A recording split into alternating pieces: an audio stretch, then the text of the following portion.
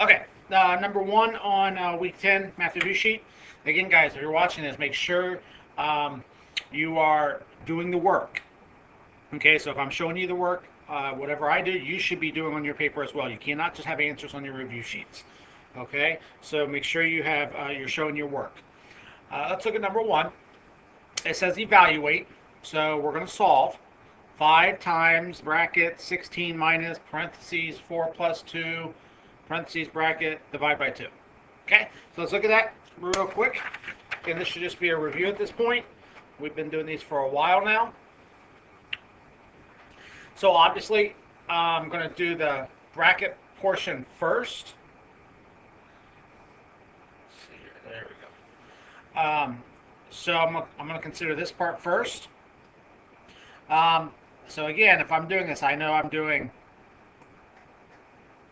parentheses first, then any exponents, then multiplication or division, then addition or subtraction, whichever comes first. So these two are special because if you have multiplication and division in the same problem, you always do whichever comes first, going left to right, and the same is true with addition and subtraction. If they're both in the same problem, you'll do whichever comes first. Okay, so if I'm looking at this problem here, I know I'm doing my parentheses first. So my parentheses are right here. So I would do 4 plus 2. 4 plus 2 is 6. And now remember, the important part is we are rewriting the problem. So I will go 5 times 16 minus, now I'm done with the 4 plus 2, so I don't have to copy anything else, divide by 2. Okay, so again, these still count as parentheses in that category. So now I have 5 times this, divide by 2. So again, I'm going to do my parentheses or brackets first. 16 minus 6 is 10. And then again, I rewrite the problem.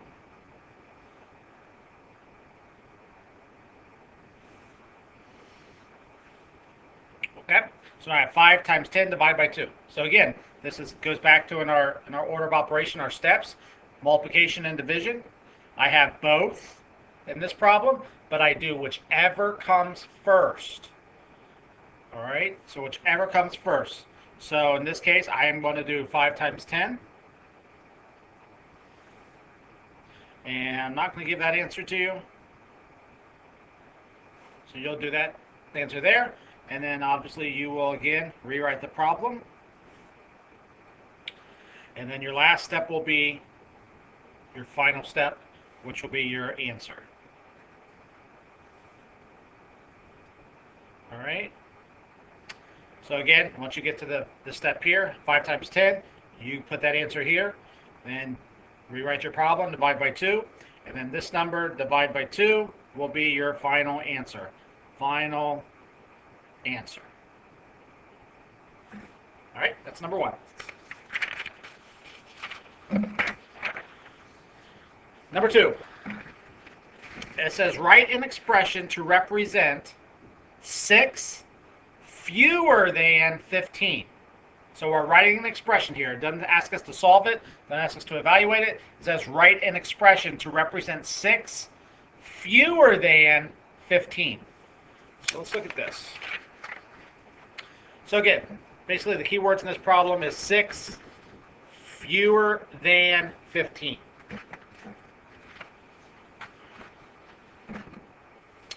So the key word here is fewer. If you have fewer than another number, what operation will that be?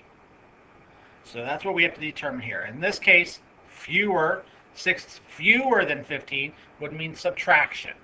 Okay, so 6 fewer than 15 is subtraction. Now don't do this because this is what will happen. You'll do this, oh well, it's 6 minus 15. And that is incorrect. Not correct. Okay? Even though you have a subtraction sign, this doesn't read the way that the problem reads. So this is saying 6 fewer than 15. So I'm taking 6 from 15. In this case, that does not show that. that shows I'm taking 15 from 6. So again, make sure when you're doing this, you're setting it up properly. So 6 fewer than 15, so 15 is my first number, minus 6. And that's your answer for number 2. Okay, so don't get confused about that. You've got a similar question on number 12. Just make sure you're reading it closely, and then you're writing it so it makes sense. All right, number 3. Number 3, find the product. We're back to our powers of 10 again. So I have 6 and 12/100ths times 10 to the third power. Okay, so again, powers of 10. We've had these quite a bit now. So powers of 10. So 6 and 12/100ths. Now, normally we just add the zeros. Okay, so in this case, the 3 here, it basically tells me how many places I need to move my decimal. Okay, so I have 6 and 12/100ths. I know that 10 to the third power is 1,000, because 10 times 10 equals 100, and then 100 times 10 is 1,000. Okay, so I have 1 10, 2 10s, 3 10s. Okay, so 10 to the third power is 1,000. So I'm going to move that number of places, my decimal, this number of places. So it says to the 3, so I'm going to move my decimal 3 places. 1, 2, 3.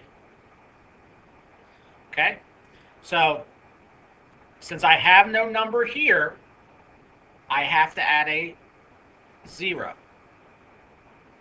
Okay, so now this decimal is here, which makes it a whole number.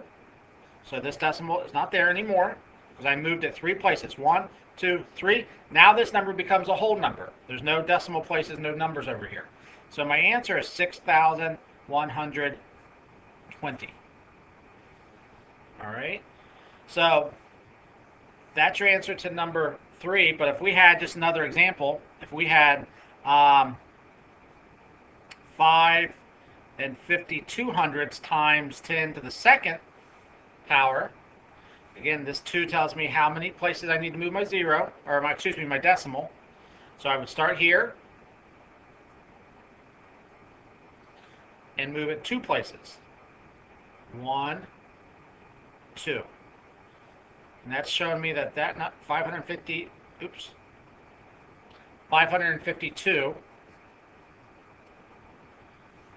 is 100 times bigger than the original 552/100ths. All right, so just the key is looking at your exponent and then moving your decimal that many places. And that, again, that represents whatever this would be. This is 10 to the, I know that's 100 times. 100 times bigger. This was 1,000 times bigger. It just depends on what the exponent is. All right, so that's number 3. Number 13 on the back is exactly like that. Number 4.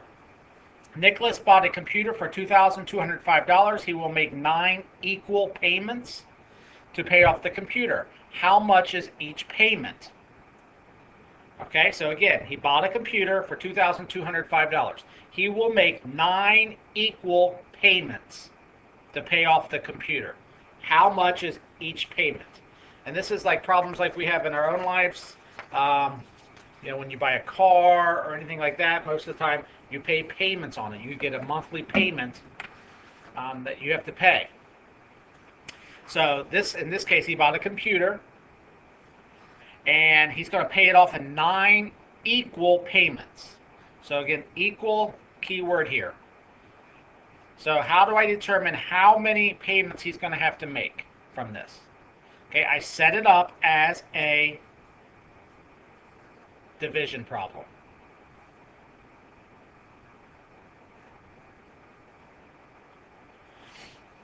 And I solve it. Okay, so again, equals the key word there. I set it up as a division problem, and once you do all your work, I'm not going to do the work for you.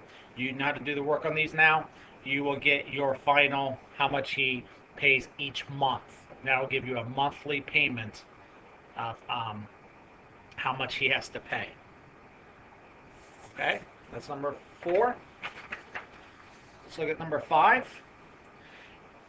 Connor watched 13 1/3 hours of TV this week and 7 1/3 hours last week. How many hours of TV did Connor watch in all 2 weeks? All right, so let's look at this. So this week he watched 13 1/3 hours.